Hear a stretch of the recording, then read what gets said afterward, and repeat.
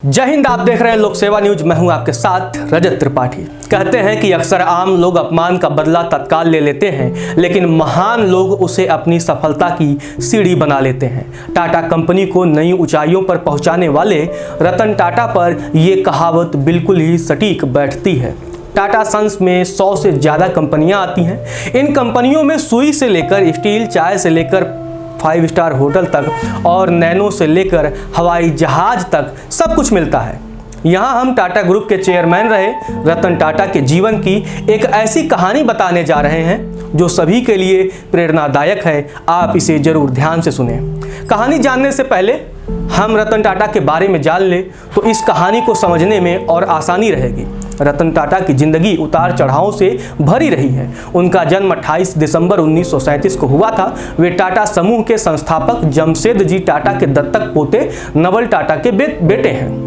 रतन टाटा ने IBM की नौकरी ठुकराकर टाटा ग्रुप के साथ अपने करियर की शुरुआत साल 1961 में एक कर्मचारी के तौर पर की थी, लेकिन साल 1991 आते आते वे टाटा ग्रुप के अध्यक्ष बन गए। 2012 में जब वे रिटायर हुए, रतन टाटा ने अपने 21 साल के राज में कंपनी को शिखर पर पहुंचा दिया था।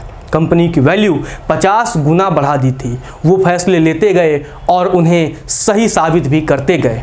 ये बात है साल 1998 की, जब टाटा मोटर ने अपनी पहली पैसेंजर कार इंडिका बाजार में उतारी थी। दरअसल ये रतन टाटा का ड्रीम प्रोजेक्ट था और इसके लिए उन्होंने जी तोड़ मेहनत भी की थी, लेकिन कार को बाजार में उतना अच्छा रिस्पांस नहीं मिल पाया जितना उन्होंने सोचा था। इस वजह से टाटा मोटर्स घाटे में जाने लगी। कंपनी से जुड़े लोगों ने इस घाटे को देखते हुए रतन टाटा को इसे बेचने का सुझाव दे दिया और न चाहते हुए भी रतन टाटा को इस फैसले को स्वीकार करना पड़ा। इसके बाद वो अपनी कंपनी बेचने के लिए अमेरिका की कंपनी फोर्ड के पास गए।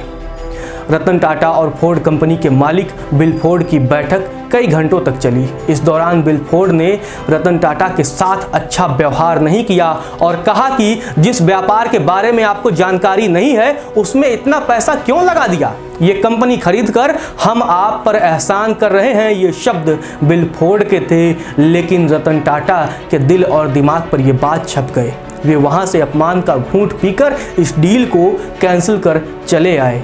बिल फोर्ड का वह अपमानित करने वाला वाक्य उन्हें लगातार बेचैन करता रहा और उनकी रातों की नींद उड़ी पड़ी थी।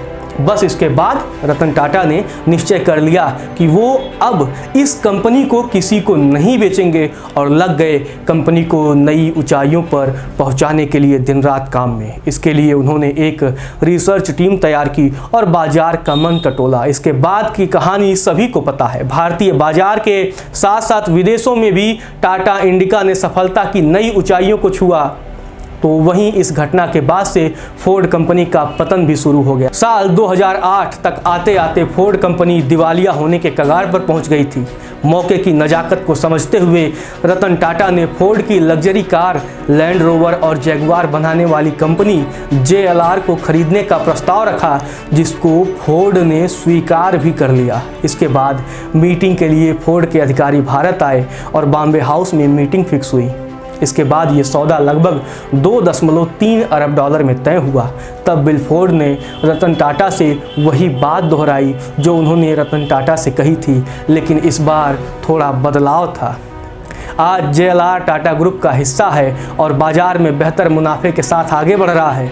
रतन टाटा चाहते तो उस समय बिल फोर्ड के साथ हुई मीटिंग में उनकी बात का जवाब दे देते, लेकिन कहा न कि महान लोग अपनी सफलता से लोगों को जवाब दिया करते हैं।